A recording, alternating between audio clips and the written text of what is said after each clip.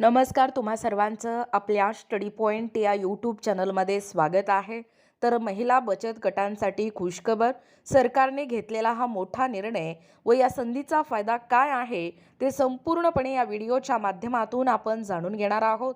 तत्पूर्वी तुम्ही जर आपल्या स्टडी पॉइंट या यूट्यूब चॅनलवरती जर नवीन असाल तर आपल्या या चॅनलला लगेचच लाईक आणि सबस्क्राईब करायला विसरू नका। चला तर मग वेळ वाया न घालवता महिला बचत गटांसाठी ही खुशखबर काय आहे ते या ठिकाणी आपण जाणून घेऊया। बघा, या ठिकाणी तुम्ही टायटल पाहू शकता। टायटल काय आहे बघा, महिला बचत गटांसाठी खुशखबर, सरकारने घेतला हा मोठा निर्णय, पहा संधीचा आणि फायदा घ्या। एकूणच महिला बचत गट स्कीम, महाराष्ट्रातील महिला बचत गटांसाठी नवीन वर्षाची सुरुवात एका अतिशय दिलासादायक बातमीने झाली आहे। ग्रामीण महिलांच्या कष्टाला आता हक्काचे व्यासपीठ मिळणार असून त्यांच्या उत्पादनाच्या विक्रीसाठी शासनाने एक महत्त्वाचे पाऊल उचलले आहे। काय आहे उमेद मॉल संकल्पना आणि त्याचा फायदा नक्की कुणाला होणार, जाणून घेण्यासाठी संपूर्णपणे हा व्हिडिओ पहा। नमस्कार, महाराष्ट्र राज्य ग्रामीण जीवन ज्योती अभियानाअंतर्गत उमेद कार्यरत असलेल्या हजारो महिला बचत गटांसाठी एक अतिशय आनंदाची आणि अभिमानाची बातमी समोर आली आहे। 1 जानेवारी 2026 रोजी राज्य शासनाने एक महत्त्वपूर्ण शासन निर्णय म्हणजे GR हे निर्गमित केला असून यामुळे ग्रामीण अर्थकारणाला मोठी चालना मिळणार आहे। बघा, नेमकं काय आहे हा निर्णय।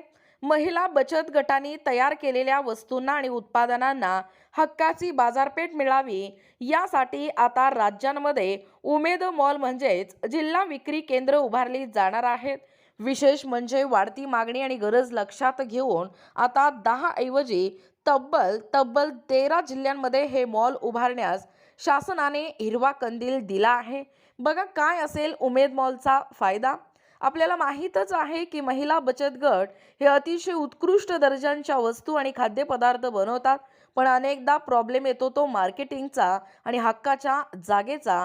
याच समस्येवर कायमस्वरूपी तोडगा म्हणून हे जिल्हा विक्री केंद्र काम करतील। पहिलं आहे हक्काची बाजारपेठ। आता बचत गटांना आपल्या वस्तू विकण्यासाठी तात्पुरत्या स्टॉल्सवर उपलब्ध राहावे लागणार नाही। प्रशस्त जागा, प्रत्येक उमेद मॉलसाठी अंदाजे 20 कोटी रुपये खर्च अपेक्षित असून एकूण 200 कोटी रुपयाच्या निधीची तरतूद करण्यात आली आहे। बघा, कायमस्वरूपी विक्री केंद्र, याच निर्णयामुळे उत्पादनांना केवळ प्रदर्शनापुरते मर्यादित न राहता वर्षभर विक्रीसाठी उपलब्ध करून देता येईल। बघा, पार्श्वभूमी नेमकं काय सांगतोय। महिला बचत गटांना तालुका, जिल्हा आणि विभागीय स्तरावर आपली उत्पादने विकता यावीत यासाठी 2009 पासून सातत्याने प्रयत्न सुरू आहेत। याचाच एक भाग म्हणून 11 ऑगस्ट 2025च्या शासन निर्णयानुसार सुरुवातीला काही जिल्ह्यांमध्ये विक्री केंद्र उभारण्यास परवानगी देण्यात आली होती। मात्र लोकप्रतिनिधीची मागणी आणि स्थानिक गरज पाहता आता यामध्ये वाढ करून 13 जिल्ह्यांमध्ये हे मॉल उभारण्याचा निर्णय घेण्यात आला आहे। बघा, नेमकं पुढे काय। लवकरच या 13 जिल्ह्यांची अधिकृत निवड प्रक्रिया पूर्ण होईल आणि प्रत्यक्ष मॉल उभारणीच्या कामाला सुरुवात होईल। ज्या महिलांनी आपल्या कष्टाने आणि जिद्दीने बचत गट उभे केले आहेत त्यांच्यासाठी हे उमेद मॉल खऱ्या अर्थाने प्रगतीचे द्वार ठरणार आहेत। तुम्हाला या शासन निर्णयाबद्दल अधिकृत माहिती जर हवी असेल तर आपल्या चॅनलला लगेचच सबस्क्राईब करा। बघा, शासन स्तरावर महिला सक्षमीकरणासाठी उचललेले हे पाऊल नक्कीच स्वागतार्ह आहे। आता गरज आहे ती महिलांनी या संधीचं सोनं करण्याची आणि आपली उत्पादने जागतिक दर्जाची बनवण्याची।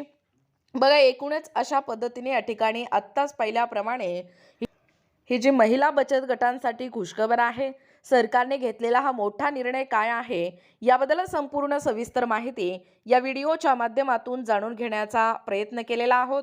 अशाच प्रकारचे नवनवीन अपडेट पाहिजे असतील किंवा तुम्हाला जर आमच्या अध्यापनाचे व्हिडिओ आवडत असतील किंवा तुम्ही जर आपल्या स्टडी पॉइंट या यूट्यूब चॅनलवरती जर नवीन असाल तर आपल्या या चॅनलला लगेचच लाईक आणि सबस्क्राईब करायला विसरू नका। भेटूया अशाच पुढच्या नवीन व्हिडिओमध्ये। तोपर्यंत धन्यवाद।